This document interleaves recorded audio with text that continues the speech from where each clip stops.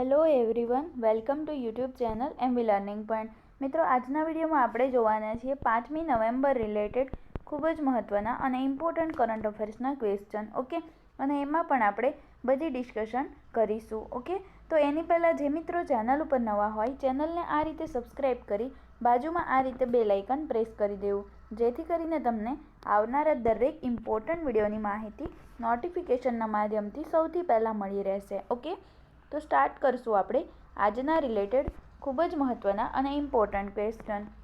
તો પહેલો ક્વેશ્ચન છે, તો મિત્રો આજે તારીખ છે 5 નવેમ્બર 2020. તો એના રિલેટેડ જે કોઈ પણ ઇમ્પોર્ટન્ટ ક્વેશ્ચન બનશે તો આપણે બધી ડિસ્કશન કરીશું. પહેલો ક્વેશ્ચન છે, તાજેતરમાં વિશ્વ સુનામી જાગરૂકતા દિવસ ક્યારે ઉજવવામાં આવ્યો છે? તો એ ઉજવાય છે આજના દિવસે, એટલે કે 5મી નવેમ્બરના રોજ. ઓકે, તો મિત્રો આજે કયો ડે સેલિબ્રેટ કરવામાં આવે છે? વિશ્વ સુનામી જાગરૂકતા દિવસ. હવે આ દિવસ શું કામ સેલિબ્રેટ કરવામાં આવે છે, તો એના વિશે આપણે ડિસ્કશન કરી લઈએ. ઓકે, તો જે સુનામી છે, તમને બધાને ખ્યાલ છે સુનામી આવે છે, બરાબર? તો જેના કારણે ઘણું બધું નુકસાન થઈ જાય છે. તો આ જે સુનામીના જોખમોને પ્રકાશિત કરવા અને કુદરતી સંકટને લીધે થતા નુકસાનને ઓછું કરવા માટે પ્રારંભિક ચેતવણી પ્રણાલીઓના મહત્ત્વ પર ધ્યાન કેન્દ્રિત કરવા માટે આ દિવસ જે છે એ દર વર્ષે 5મી નવેમ્બરના રોજ સેલિબ્રેટ કરવામાં આવે છે. તો આટલું તમારે યાદ રાખવાનું છે.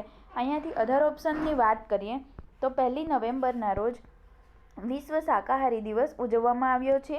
31 ઓક્ટોબરના રોજ તમને બધાને ખ્યાલ છે સરદાર પટેલ જન્મ જયંતિ હતી, અને આ વર્ષની જે 31 ઓક્ટોબર 2020ની સરદાર પટેલ જન્મ જયંતિ નિમિત્તે પ્રધાનમંત્રી નરેન્દ્ર મોદીજીએ ગુજરાતના સરદાર પટેલ સ્ટેચ્યુ પાસે સુધી સાબરમતી રિવરફ્રન્ટથી લઈને કેવડિયા કોલોનીના સ્ટેચ્યુ ઓફ યુનિટી સુધી સી પ્લેન સેવાની શરૂઆત કરી છે. હવે આ શું છે એના વિશે આપણે ઓલરેડી ડિસ્કશન કરેલ છે. સી પ્લેન સેવા એટલે કે આ એક એવું પ્લેન છે જે હવામાં ઉડી શકે છે અને પાણીમાં તરી શકે છે. તો આ જ સેવા શરૂ કરી છે પ્રધાનમંત્રી નરેન્દ્ર મોદીજીએ. ઓકે, ક્યારે? તો કે 31 ઓક્ટોબર 2020ના રોજ. ઘોષણા બહુ પહેલાં થઈ ગઈ હતી, પરંતુ શરૂઆત હમણાં જ કરવામાં આવી છે. રાઈટ? તો આટલું તમારે યાદ રાખવાનું છે. આપણો આન્સર શું છે? વિશ્વ સુનામી જાગરૂકતા દિવસ ક્યારે સેલિબ્રેટ થાય છે? તો એ થાય છે દર વર્ષે 5મી નવેમ્બરના રોજ. ઓકે, હવે આપણે આગળ જોઈશું. નેક્સ્ટ ક્વેશ્ચન છે, તાજેતરમાં ન્યૂઝીલેન્ડની કેબિનેટમાં ભારતીય મૂળની પ્રથમ મંત્રી કોણ બની છે? તો એ તાજેતરમાં જ ભારતીય મૂળના પ્રથમ મંત્રી બની ગયા છે પ્રિયંકા રામકૃષ્ણન. ઓકે, તો હવે અહીંયાથી તમારે શું યાદ રાખવાનું છે કે એટલા માટે ઇમ્પોર્ટન્ટ બનશે મિત્રો, કારણ કે એવી ન્યૂઝીલેન્ડની કેબિનેટની અંદર ભારતીય મૂળના પ્રથમ મંત્રી બન્યા છે મહિલા, તો એટલા માટે ઇમ્પોર્ટન્ટ છે. નામ શું છે? પ્રિયંકા રામકૃષ્ણન. તમે અહીંયા જોઈ શકો છો, આ છે પ્રિયંકા રામકૃષ્ણન, અને આ જ તાજેતરમાં બની ગયા છે ન્યૂઝીલેન્ડ કેબિનેટના મહિલા મંત્રી. ઓકે, તો આટલું તમારે યાદ રાખવાનું છે. ન્યૂઝીલેન્ડ વિશે વાત કરીએ તો તમને બધાને ખ્યાલ છે તાજેતરમાં જ ન્યૂઝીલેન્ડના બીજી વખત કોણ પ્રધાનમંત્રી બની ગયા છે? તો જેસિકા અર્ડન. તો આ જેસિકા અર્ડનની જ કેબિનેટમાં આ જે પ્રિયંકા રામકૃષ્ણન છે એ મંત્રી બની ગયા છે ભારતીય મૂળના. રાઈટ? તો આટલું તમારે યાદ રાખવાનું છે. બીજી ઇમ્પોર્ટન્ટ વાત કરીએ તો આ જે પ્રિયંકા રામકૃષ્ણન છે એ વિવિધતા, યાદ રાખજો, વિવિધતા અને જાતીય સમુદાયોના મંત્રી તરીકે નિયુક્તિ કરવામાં આવી છે પ્રિયંકા રામકૃષ્ણનની. ઓકે, અને બીજી વાત કરીએ તો ન્યૂઝીલેન્ડ વિશે વાત કરી લઈએ. ઓકે, તો ન્યૂઝીલેન્ડની કેપિટલ શું છે? તો એની કેપિટલ છે વેલિંગ્ટન. ઓકે, શું છે? વેલિંગ્ટન. કરન્સી છે ડોલર. ઓકે, અને પ્રેઝન્ટ ટાઈમના આપણા જે પ્રાઇમ મિનિસ્ટર છે ન્યૂઝીલેન્ડના, આપણે હમણાં જ વાત કરી, કોણ છે? જે સતત બીજી વખત બની ગયા છે જેસિકા અર્ડન. તો આટલું તમારે યાદ રાખવાનું છે. અને એક ઇમ્પોર્ટન્ટ ક્વેશ્ચનની વાત કરીએ તો તાજેતરમાં જ વિશ્વનો 8મો મહાદ્વીપ એટલે કે ખંડ શોધવામાં આવ્યો છે, જેનું નામ છે ઝીલેન્ડિયા.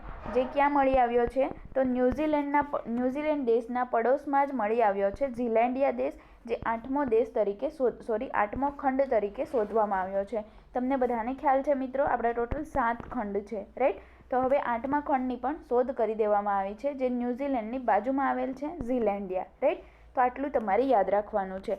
હવે અહીંયા ભારતીય મૂળના પ્રથમ મંત્રીની વાત થાય છે તો આપણે અધર ઓપ્શનને પણ રિલેટ કરી શકીશું કે અલગ અલગ દેશમાં અલગ અલગ જગ્યાએ મંત્રી તરીકે ફરજ બજાવી રહ્યા છે. પ્રીતમસિંહની વાત કરીએ તો જે સિંગાપુર દેશ છે, તો આ જે સિંગાપુર છે એની કેબિનેટમાં વિપક્ષના પ્રથમ નેતા બન્યા છે પ્રીતમસિંહ. પ્રીતિ પટેલની વાત કરીએ તો ગયા વર્ષે એટલે કે 2019માં બ્રિટન કેબિનેટમાં ગૃહમંત્રી બન્યા છે. રાઈટ. સીમા વર્માની વાત કરીએ તો ડોનાલ્ડ ટ્રમ્પનું જે વ્હાઇટ હાઉસ છે તો એમાં કોરોના ટાસ્ક ફોર્સમાં સમાવેશ કરવામાં આવ્યો છે સીમા વર્માનો, જે પોતે ભારતીય મૂળના છે. અહીં આપેલ બધી વ્યક્તિ જે છે એ ભારતીય મૂળની છે. રાઈટ. તો આટલું તમારે યાદ રાખવાનું છે. આપણો આન્સર શું છે? કેબિનેટમાં ન્યૂઝીલેન્ડની કેબિનેટમાં ભારતીય મૂળના પ્રથમ મંત્રી કોણ બન્યું છે? તો એ બન્યા છે પ્રિયંકા રામકૃષ્ણન. ઓકે. નેક્સ્ટ આપણે જોઈએ, તાજેતરમાં કયા દેશે દુનિયાની સૌથી મોટી વસ્તી ગણતરી અભિયાનની શરૂઆત કરી દીધી છે? મિત્રો, તમને બધાને ખ્યાલ છે વસ્તી ગણતરી દર વર્ષે એટલે કે દર 10 વર્ષે કરવામાં આવે છે. દર કેટલા વર્ષે થાય છે?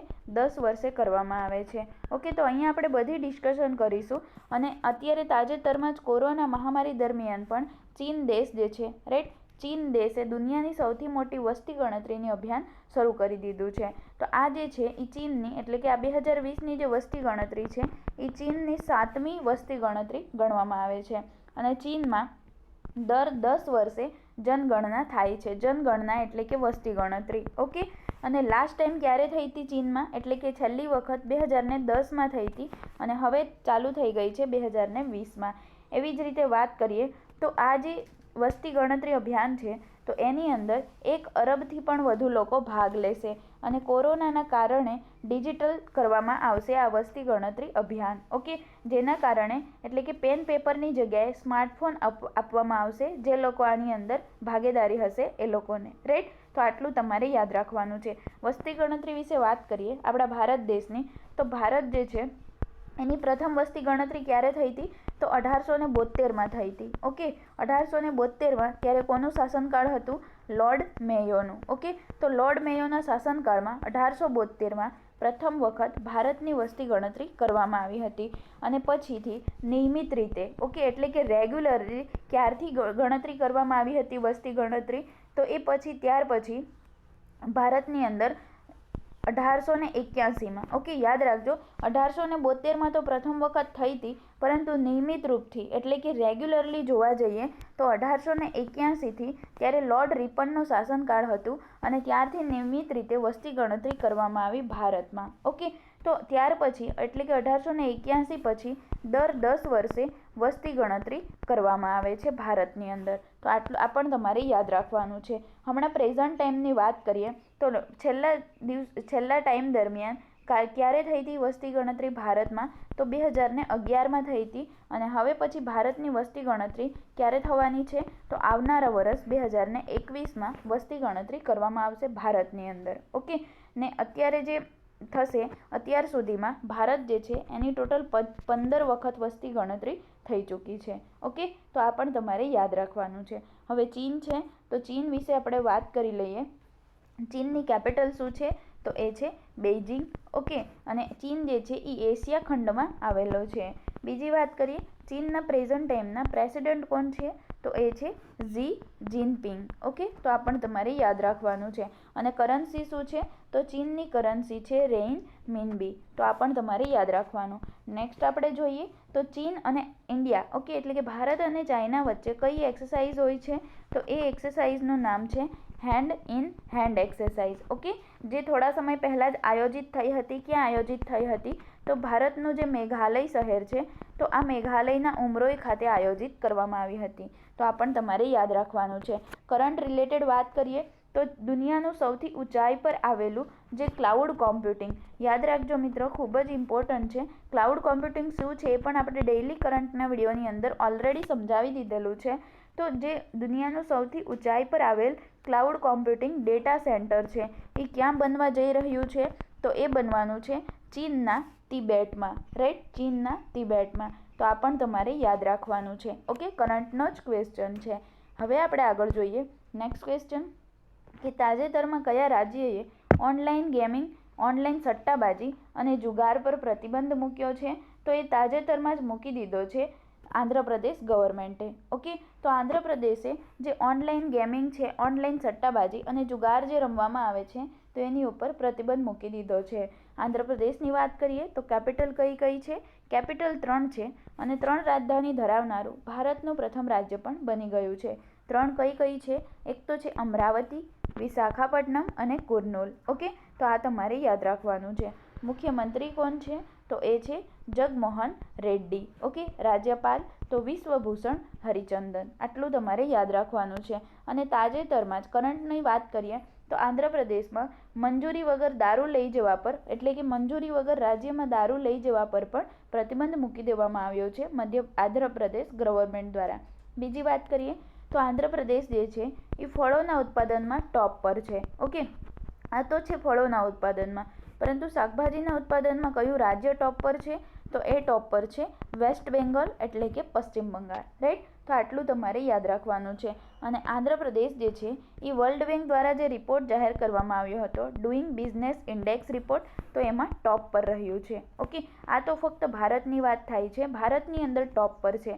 પરંતુ ઓવરઓલ વર્લ્ડની વાત કરીએ તો આ જે ડુઈંગ બિઝનેસ ઇન્ડેક્સ રિપોર્ટ છે એમાં ન્યૂઝીલેન્ડ ટોપ પર રહ્યું છે. ભારતની વાત કરીએ તો આંધ્રપ્રદેશ ટોપ પર છે. અને તાજેતરમાં જ વર્લ્ડ બેંકે આ રિપોર્ટ ઉપર થોડા સમય માટે પ્રતિબંધ મૂક્યો છે. ઓકે, તો આટલું તમારે યાદ રાખવાનું છે. બીજી ઇમ્પોર્ટન્ટ વાત કરીએ તો આ જ આંધ્રપ્રદેશની અંદર ઇમ્પોર્ટન્ટ નેશનલ પાર્ક જે એક્ઝામની અંદર પૂછાઈ શકે એવા કયા કયા આવેલા છે? એક તો છે પાપીકોંડા નેશનલ પાર્ક. ઓકે, અને બીજું છે શ્રી વેંકટેશ્વર નેશનલ પાર્ક. તો આ બે ઇમ્પોર્ટન્ટ છે મિત્રો, એક્ઝામની અંદર પૂછાઈ શકે છે. તો આ તમારે યાદ રાખવાના છે, બંને નેશનલ પાર્ક જે આંધ્રપ્રદેશમાં આવેલા છે. ઓકે, નેક્સ્ટ આપણે વાત કરીએ તાજેતરમાં ભારતની કઈ મહિલા પહેલવાને સિંગાપોરની સતત ત્રીજી વખત માર્શલ આર્ટ્સ ચેમ્પિયનશિપ ખિતાબ જીતી લીધો છે? તો એ તાજેતરમાં જ જીતી લીધો છે રીતુ ફોગટે. ઓકે, તમે અહીંયા જોઈ શકો છો મિત્રો, આ છે રીતુ ફોગટ અને એમણે તાજેતરમાં જ સિંગાપોરમાં જે માર્શલ આર્ટ્સ ચેમ્પિયનશિપ યોજાઈ હતી તો એની અંદર સતત ત્રીજી વખત ખિતાબ જીતી લીધો છે. તો આ પણ તમારે યાદ રાખવાનું છે. રીતુ ફોગટની વાત કરીએ તો રીતુ ફોગટ જે છે આ એક હરિયાણાથી બિલોંગ કરે છે. ક્યાંના છે? હરિયાણાના છે. અને એક રેસલર છે, એટલે કે પહેલવાન છે. ઓકે, બીજી હવે આપણે અહીંયાથી સિંગાપુર વિશે જાણી લઈએ. સિંગાપુરમાં જીત્યા છે તો સિંગાપુર વિશે જાણી લઈએ. કેપિટલ શું છે? તો સિંગાપુર સિટી. ઓકે, શું છે? Singapore city. અને કરન્સી શું છે? તો કરન્સી છે ડોલર. ઓકે, બીજી વખત સતત પ્રધાનમંત્રી બની ગયા છે સિંગાપુરના. નામ શું છે? લી સુન લાંગ. ઓકે, તો આ બીજી વખત પીએમ બની ગયા છે સિંગાપુરના. હવે એક ઇમ્પોર્ટન્ટ કરંટની વાત કરીએ તો જે એપલ કંપની છે, એટલે કે આઈફોન કંપની છે, તો એમણે પોતાનો વિશ્વનો પ્રથમ તરતો હોય એવો મોબાઈલ સ્ટોર સિંગાપોરની અંદર, સિંગાપોરની કેપિટલ સિંગાપોર સિટીમાં ખોલવામાં આવ્યું છે. ઓકે, તરતો હોય એવો મોબાઈલ સ્ટોર ઓપન કર્યો છે અને એ વિશ્વનો પ્રથમ છે જે સિંગાપુરમાં એપલ કંપની દ્વારા સ્થાપિત કરવામાં આવશે. તો આ પણ તમારે યાદ રાખવાનું છે. બીજી ઇમ્પોર્ટન્ટ વાત કરીએ તો સિંગાપોર જે છે એ ગ્લોબલ સ્માર્ટ સિટી ઇન્ડેક્સમાં ટોપ પર રહ્યું છે. તો આ પણ તમારે યાદ રાખવાનું છે. ઓકે, નેક્સ્ટ આપણે જોઈએ pandemonium the great Indian breaking tragedy નામનું પુસ્તક જે છે એ લેખક કોણ છે એના, એટલે કે આ પુસ્તક કોણે લખ્યું છે? તો એ પુસ્તક લખ્યું છે તમાલ બંદોપાધ્યાય. ઓકે, તમે અહીંયા જોઈ શકો છો મિત્રો, આ છે તમાલ બંદોપાધ્યાય અને એમણે જ આ પુસ્તક લખ્યું છે pandemonium the great Indian banking tragedy. Okay, તો આ તમારે યાદ રાખવાનું છે. અહીંયા બ્રેકિંગ લખાઈ ગયું છે, બેન્કિંગ આવશે. Okay, banking tragedy. તો આ જે પુસ્તક છે એ લખ્યું છે તમાલ બંદોપાધ્યાયે. અને ક્યારે લોન્ચ કરશે? તો 9મી નવેમ્બરના રોજ એને લોન્ચ કરવામાં આવશે. તો આ પણ તમારે યાદ રાખવાનું છે. અધર ઓપ્શનની વાત કરીએ, પુસ્તક રિલેટેડ ક્વેશ્ચન છે તો ઓકે, શશી થરૂરની વાત કરીએ તો શશી થરૂરે પણ તાજેતરમાં જ એક પુસ્તક લોન્ચ કર્યું છે જેનું નામ છે, શું નામ છે? The battle of belonging. Okay, આ પુસ્તક એમણે લોન્ચ કર્યું છે.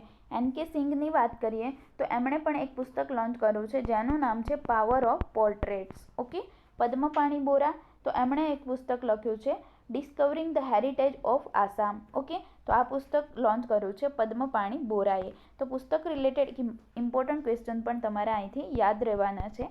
ઓકે, યાદ રાખવાના છે. આપણો આન્સર શું છે? પાંડેમોનિયમ, તો કે તમાલ બંદોપાધ્યાયે લખ્યું છે. રાઈટ, નેક્સ્ટ આપણે જોઈએ તાજેતરમાં સિસ્કા ગ્રુપના બ્રાન્ડ એમ્બેસેડર કોણ બન્યું છે? તો એ તાજેતરમાં જ બની ગયા છે રાજેશ રાજકુમાર રાવ. ઓકે, તો રાજકુમાર રાવ તમે અહીં જોઈ શકો છો, ઓળખતા જ હશો બધા. રાજકુમાર રાવ જે છે એ સિસ્કા ગ્રુપના બ્રાન્ડ એમ્બેસેડર બની ગયા છે. ઓકે, તો આટલું તમારે યાદ રાખવાનું છે. હવે અહીંયાથી અધર ઓપ્શનની વાત કરી લઈએ તો પ્રિયંકા ચોપડાને તાજેતરમાં જ પાર્લે એગ્રો, ઓકે, શેના પાર્લે એગ્રોના બ્રાન્ડ એમ્બેસેડર બનાવી દેવામાં આવ્યા છે. આમિર ખાનની વાત કરીએ તો જે સીએટ છે, બરાબર, સીએટ શું છે? ટાયરની બ્રાન્ડ છે. તો આ સીએટ ટાયરના બ્રાન્ડ એમ્બેસેડર બનાવવામાં આવ્યા છે. અને સાથે સાથે જે વેદાંતુ કંપની છે, ઓનલાઈન લર્નિંગ પોઈન્ટ છે, તો આ જે છે એના પણ બ્રાન્ડ એમ્બેસેડર આમિર ખાનને બનાવી દેવામાં આવ્યા છે. રોહિત શર્માની વાત કરીએ તો એમને ઓકલા, પછી જે વેગા મેન સ્ટ્રીમિંગ છે તો એના પણ બ્રાન્ડ એમ્બેસેડર તાજેતરમાં બનાવી દેવામાં આવ્યા છે. આપણો આન્સર શું છે? સિસ્કા ગ્રુપના બ્રાન્ડ એમ્બેસેડર કોણ બન્યું છે? તો એ બન્યું છે રાજકુમાર રાવ. ઓકે, તો આટલું તમારે યાદ રાખવાનું છે. નેક્સ્ટ આપણે જોઈએ, તાજેતરમાં માસ્કને કાયદો બનાવી અનિવાર્ય કરનાર પ્રથમ રાજ્ય કયું બન્યું છે? તો એ તાજેતરમાં જ બની ગયું છે રાજસ્થાન. ઓકે, તો રાજસ્થાને કોરોનાને ધ્યાનમાં લઈને, એટલે કે કોરોનાથી બચવા માટે માસ્ક જ રસી છે એવું કહી અને માસ્ક પહેરવું ફરજિયાત થઈ ગયું છે એવું એમણે બનાવી દીધો કાયદો. ઓકે, તો એના માટે કાયદો બનાવીને માસ્કને અનિવાર્ય કરનાર પ્રથમ રાજ્ય બની ગયું છે રાજસ્થાન. અનિવાર્ય એટલે કે ફરજિયાત. ઓકે, તો માસ્કને કાયદો બનાવી દીધો અને ફરજિયાત પહેરવું એવો કાયદો બનાવ્યો છે. ઓકે, હવે રાજસ્થાન વિશે વાત કરીએ તો કેપિટલ છે જયપુર, અને જયપુરને પિંક સિટી એટલે કે ગુલાબી શહેર અથવા તો ભારતનું શહેર પણ ભારતનું પેરિસ પણ કહેવામાં આવે છે. મુખ્યમંત્રી કોણ છે? તો મુખ્યમંત્રી છે અશોક ગેહલોત. ઓકે, રાજ્યપાલ છે કલરાજ મિશ્ર. તો હવે બીજી ઇમ્પોર્ટન્ટ નેશનલ પાર્કની વાત કરીએ તો રાજસ્થાનમાં આવેલ છે રણથંભોર નેશનલ પાર્ક, જે ખૂબ જ ઇમ્પોર્ટન્ટ છે, એક્ઝામનો પાર્ટ બની ચૂક્યો છે. અને બીજી વાત કરીએ તો કેવલા દેવ નેશનલ પાર્ક, અને એક છે ડેઝર્ટ નેશનલ પાર્ક. તો આ ઇમ્પોર્ટન્ટ 3 છે, તો આ 3 તમારે યાદ રાખવાના છે. ઓકે, અને આ જ રાજસ્થાનના જોધપુરથી, યાદ રાખજો, રાજસ્થાનના જોધપુરથી નો માસ્ક નો સર્વિસ, એટલે કે જો તમે માસ્ક ના પહેરો તો તમે ઓફિસ પણ ના જઈ શકો. તો આ જ સર્વિસ ચાલુ કરી દીધી છે રાજસ્થાનના જોધપુર શહેરથી. જ્યારે તમને બધાને ખ્યાલ છે બાંગ્લાદેશે પણ આ પોલિસી લાગુ કરી છે. કઈ પોલિસી? તો બાંગ્લાદેશ ગવર્મેન્ટે નો માસ્ક નો સર્વિસ પોલિસી જે છે એ લાગુ કરી દીધી છે. રાઈટ, તો આ પણ તમારે યાદ રાખવાનું છે. રાજસ્થાન રિલેટેડ ઇમ્પોર્ટન્ટ એક યોજના વિશે વાત કરી લઈએ, ઇન્દિરા રસોઈ યોજના, જે ખૂબ જ ઇમ્પોર્ટન્ટ છે. આ યોજના અંતર્ગત રાજસ્થાન ગવર્મેન્ટ જે છે એ ગરીબોને ફક્ત 8 રૂપિયામાં ભરપેટ ભોજન આપે છે. ઓકે, હવે અહીંયાથી બીજી વાત કરીએ તો રાજસ્થાન જે છે એ જે બાયોફ્યુલ નીતિ એટલે કે બાયોફ્યુલ પોલિસી, ગુજરાતીમાં કહીએ તો જૈવ ઈંધણ નીતિ, ઓકે, તો આ લાગુ કરનારું ભારતનું પ્રથમ રાજ્ય પણ બની ગયું છે. ભારતના પ્રથમ રાજ્યની વાત થાય છે તો અધર ઓપ્શન વિશે પણ ડિસ્કશન કરી લઈએ. મહારાષ્ટ્રની વાત કરીએ તો ફેસ માસ્કની કિંમતને કંટ્રોલ કરનાર પ્રથમ રાજ્ય બન્યું છે મહારાષ્ટ્ર. એટલે શું કે તમે જે માસ્ક પહેરો છો તો હવે તમને બધાને ખ્યાલ છે માસ્ક ખૂબ જ જરૂરી છે, તો માસ્કની કિંમત વધારવામાં નહીં આવે, એને કંટ્રોલ કરવામાં આવશે કે N95 માસ્ક છે તો આની કિંમત આટલી જ રહેશે, એવી એની કિંમત ફિક્સ કરી દેવામાં આવશે. એટલે કોઈ પણ વ્યક્તિ પોતાની મનમાનીથી નહીં વેચી શકે માસ્કને. રાઈટ, તો આ માસ્કની કિંમતને કંટ્રોલ કરનાર પ્રથમ રાજ્ય બન્યું છે મહારાષ્ટ્ર. આસામની વાત કરીએ તો લોકસેવા આયોગની, કરંટનો જ ક્વેશ્ચન છે મિત્રો, લોકસેવા આયોગની જે પરીક્ષાઓ લેવાય છે તો એમાં ફક્ત મેલ અને ફિમેલ બે જ ઓપ્શન આવતા હતા, પરંતુ હવે ટ્રાન્સજેન્ડરને પણ સામેલ કરવામાં આવ્યું છે. અને આ જે ટ્રાન્સજેન્ડરને સામેલ કરનાર પ્રથમ રાજ્ય બન્યું છે આસામ. હવે વાત કરીએ કેરળની, તો તમને બધાને ખ્યાલ છે તાજેતરમાં જ શાકભાજીની સૌથી ઓછામાં ઓછી કિંમત નક્કી કરનાર રાજ્ય બન્યું છે કેરળ રાજ્ય. ઓકે, તો આ પણ તમારે યાદ રાખવાનું છે. આપણો આન્સર શું છે? માસ્કને કોણે કાયદો બનાવ્યો છે અને ફરજિયાત પહેરવાનું નક્કી કર્યું છે? તો એ કર્યું છે રાજસ્થાન ગવર્મેન્ટે. ઓકે, નેક્સ્ટ આપણે જોઈએ, તાજેતરમાં કેન્દ્ર સરકારે ઓબીસીને સૈનિક સ્કૂલોમાં કેટલા ટકા અનામત આપવાની ઘોષણા કરી છે? તો એ કરી છે 27%, એટલે કે 27%. તો હવે આ જે અનામત આપવાની ઘોષણા કરી છે એ ક્યારથી લાગુ કરવામાં આવશે? તો હમણાં તો નહીં, પરંતુ 2021-22નું જે નવું સત્ર ચાલુ થશે, બરાબર, તો 21-22નું જે શૈક્ષણિક સત્ર ચાલુ થશે ત્યારથી આ જે 27% અનામત છે એને લાગુ કરવામાં આવશે. ઓકે, અને કેન્દ્ર સરકાર દ્વારા 15% જે છે એ એસસી માટે અનામત હોય છે આની અંદર અને 7.5% ST માટે અને 27% OBC માટે અનામત રાખવામાં આવ્યું છે. તો આ પણ તમારે યાદ રાખવાનું છે. તો હવે આપણે જોઈએ આપણો આજનો લાસ્ટ અને નેક્સ્ટ ક્વેશ્ચન છે. તાજેતરમાં કયા રાજ્ય અથવા તો યુટી એટલે કે યુનિયન ટેરેટરી કેન્દ્ર શાસિત પ્રદેશે ખુલ્લી બીડી અને સિગારેટના વેચાણ પર પ્રતિબંધ મૂક્યો છે? તો એ મૂક્યો છે દિલ્હી ગવર્મેન્ટે. ઓકે, તો મિત્રો તમને બધાને ખ્યાલ છે થોડા સમય પહેલાં જ મહારાષ્ટ્ર ગવર્મેન્ટે પણ ખુલ્લી બીડી અને સિગારેટના વેચાણ પર પ્રતિબંધ મૂક્યો હતો. હવે ખુલ્લી બીડી અને સિગારેટ એટલે શું એ હું તમને કહી દઉં કે તમને બધાને ખ્યાલ છે બીડી અને સિગારેટ મળે છે, બરાબર, વેચાણ મળે છે. તો આ જે બીડી અને સિગારેટ છે તો અમુક લોકો જે ખુલ્લી બીડી વેચે છે અથવા તો ખુલ્લી સિગારેટ વેચે છે, બરાબર, તો આ તો સ્વાસ્થ્ય માટે હાનિકારક છે જ, તમને બધાને ખ્યાલ છે. તો ખુલ્લી બીડી અને ખુલ્લી સિગારેટ વેચવાના કારણે જો કોઈ વ્યક્તિ પેકેટ લેશે તો એ બરાબર છે, કારણ કે પેકેટ ઉપર લખેલું હોય છે કે સ્વાસ્થ્ય માટે હાનિકારક છે. ઓકે, તો પરંતુ આ જે ખુલ્લી બીડી લેવામાં આવે તો એની ઉપર લખેલું નથી હોતું, જેથી કરીને ખુલ્લી બીડી અને સિગારેટ પર પ્રતિબંધ મૂકવામાં આવ્યો છે. ઓકે, એટલે જો વ્યક્તિ પેકેટ ખરીદશે તો પેકેટ ઉપર તો લખેલું જ હશે કે હાનિકારક છે, જાનલેવા છે, બરાબર. એટલા માટે પેકેટના વેચાણ ઉપર નહીં, પરંતુ જે ખુલ્લી વેચાય છે બીડીઓ છૂટકમાં વેચાય છે તો એની ઉપર પ્રતિબંધ મૂક્યો છે દિલ્હી ગવર્મેન્ટે. એની પહેલાં મૂક્યો હતો મહારાષ્ટ્ર ગવર્મેન્ટે. તો આ પણ તમારે યાદ રાખવાનું છે. કયા કયા બંને રાજ્યોએ મૂકી દીધો છે? એક તો છે મહારાષ્ટ્ર અને કેન્દ્ર શાસિત પ્રદેશ છે દિલ્હી, રાઈટ. તો આ પણ તમારે યાદ રાખવાનું છે. હવે વાત કરીએ તો આની પહેલાં દિલ્હી ગવર્મેન્ટે સુગંધિત તંબાકુના ઉત્પાદન પર પણ પ્રતિબંધ મૂક્યો હતો. હવે વાત કરીએ તો દિલ્હીની અંદર ભારતનો પ્રથમ વાહન ચાર્જિંગ પ્લાઝા આવેલો છે અને ભારતની પ્રથમ પ્લાઝમા બેંક ક્યાં સ્થાપિત કરવામાં આવી છે? તો એ સ્થાપિત કરવામાં આવી છે દિલ્હીમાં. ઓકે, દિલ્હીની વાત કરી લઈએ તો દિલ્હી જે છે એ ગોમતી નદીના કિનારે વસેલું છે અને તમને બધાને ખ્યાલ છે ગોમતી નદી ઉપર કયો બ્રિજ આવેલો છે?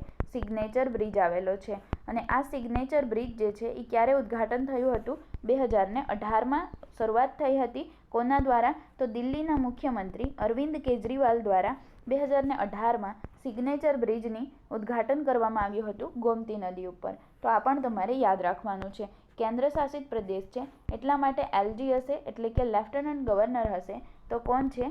અનિલ બેજલ. ઓકે, દિલ્હીના લેફ્ટનન્ટ ગવર્નર. તો આ પણ તમારે યાદ રાખવાનું છે. બીજી વાત કરીએ તો તમને બધાને ખ્યાલ છે મિત્રો દિલ્હી જે છે એ પ્રદૂષણથી ખૂબ જ પરેશાન છે. તો એના માટે તે ઘણી બધી યોજનાઓ બનાવે છે. એક તો છે વૃક્ષ પ્રત્યારોપણ નીતિ, જે લાગુ કરનાર પ્રથમ કેન્દ્રશાસિત પ્રદેશ બન્યું છે દિલ્હી. ઓકે, અને બીજું કે દિલ્હી ગવર્મેન્ટે બેટરી ચાલિત વાહનોને એટલે કે ઇલેક્ટ્રિફાઈ વાહનોને જે રોડ ટેક્સ છે તો એમાંથી પણ મુક્તિ આપી દીધી છે, રાઈટ. તો આટલું તમારે યાદ રાખવાનું છે દિલ્હી ગવર્મેન્ટ રિલેટેડ. ઓકે, તો આજના આપણા ખૂબ જ ઇમ્પોર્ટન્ટ અને મહત્ત્વના ક્વેશ્ચન અહીંયા કમ્પ્લીટ થાય છે. જો વિડીયો તમને ગમ્યો હોય તો વિડીયોને એક લાઇક કરી દો. સાથે સાથે તમારા સ્ટડી રિલેટેડ ગ્રુપમાં એક શેર પણ જરૂરથી કરજો મિત્રો, અને ચેનલને સબસ્ક્રાઈબ કરી બાજુમાં બેલ આઇકન પ્રેસ કરી દેવું, જેથી કરીને તમને આવનાર દરેક ઇમ્પોર્ટન્ટ વિડીયોની માહિતી નોટિફિકેશનના માધ્યમથી સૌથી પહેલાં મળી રહેશે. Okay, thank you.